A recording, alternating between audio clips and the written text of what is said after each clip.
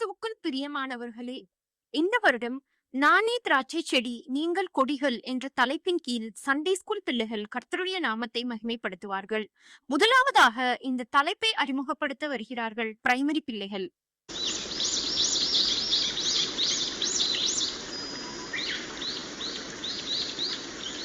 நானே திராட்சை செடி நீங்கள் கொடிகள். ஒருவன் என்னிலும் நான் அவனிலும் நிலைத்திருந்தால் அவன் மிகுந்த கனிகளை கொடுப்பான்.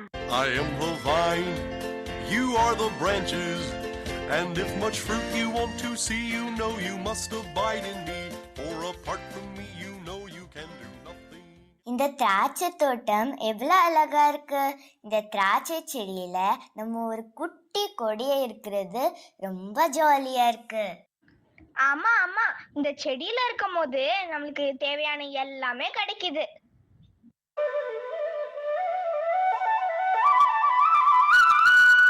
அட, இந்த சூரிய ஒளி இவ்ளோ இடமா இருக்கு.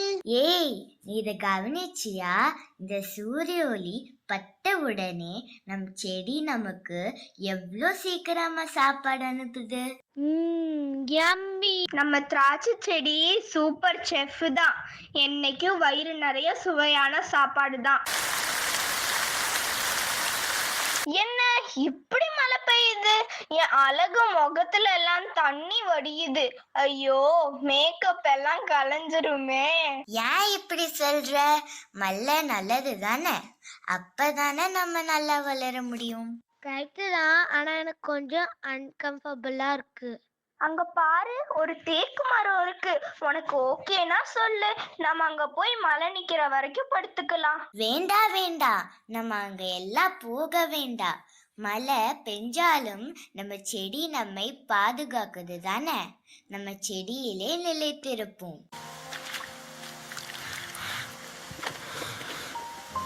சரி, என்னவோ சொல்ற, உனக்காக இங்கே இருக்கேன். ஐயோ, காத்து பலமா வீசுதே. ஏய் கொடியே, திராட்சை செடியை கெட்டியா பிடிச்சுக்கோ, அப்போதான் விழமாட்டோம். திராட்சை செடி கெட்டியா பிடிச்சிட்டேன். நீ புரியாம பேசுற. இவ்ளோ பெரிய புயல்ல இருந்து இந்த திராட்சை செடி நம்மளை எப்படி காப்பாத்தும்? அந்த மூங்கில் மரத்துக்கிட்ட போறேன். மூங்கில் மரம் தான் நல்லா வளைஞ்சு புயலுக்கு ஈடாகும். இதுவும் கரெக்டா. சரி வா, நானும் வரேன், போலாம். கொடிகளே போகாதீங்க, நான் சொல்றத கேளுங்க. நாம திராட்சை செடியிலே நிலைத்திருக்கலாம். இல்ல, என் கம்ஃபர்ட்டும் சந்தோஷம் தான் எனக்கு முக்கியம். நான் திராட்சை செடியை விட்டு போறேன்.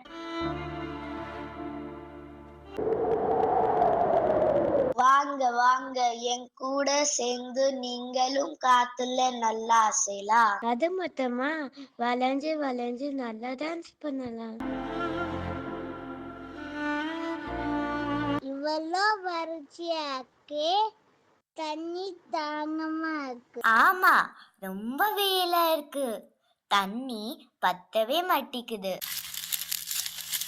திராட்சை செடி என் இலைகளை உதிர வைத்து எனக்கு போதுமான தண்ணீரை தந்தது.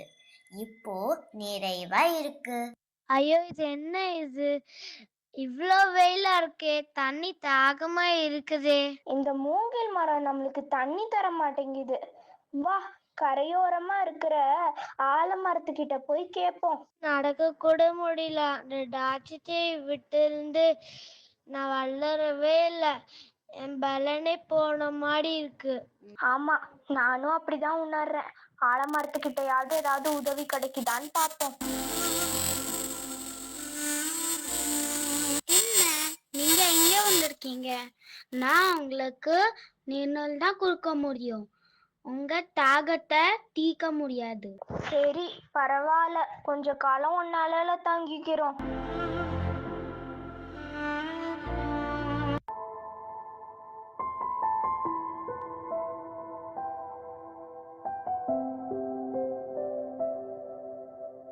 கொடி, இந்த தோட்டத்து எல்லா செடியும் புதுசா இலைங்க வந்திருக்கு. அழகா இருக்கு. ஆனா நம்ம மட்டும் எப்படி இருக்குமே, நம்ம ஜீவன் இல்லாம இருக்கும். ஆமா, எனக்கும் ஸ்ட்ரென்த்தே இல்ல. உயிரற்ற மாதிரி உணர்றேன். சரி வா, திராட்சை செடியில நிலைத்திருக்கிற நம்ம கொடிகள் எல்லாம் போய் பார்ப்போம். அவங்க எப்படிதான் இருக்காங்கன்னு தெரிஞ்சுப்போம். ஏ கொடியே, நீ எப்படி இவ்வளவு அழகா செழிப்பா கனிகளோட இருக்க? ஏன்னா நாங்க திராட்சை செடிய விசுவாசித்து எப்போதும் அதில் நிலைத்திருந்தோம். கஷ்டமான நேரங்களில செடி எங்களுக்கு பலன் தந்தது. சூழ்நிலைகளை எப்படி கையாளணும் என்று எங்களுக்கு கற்றுக் கொடுத்தது.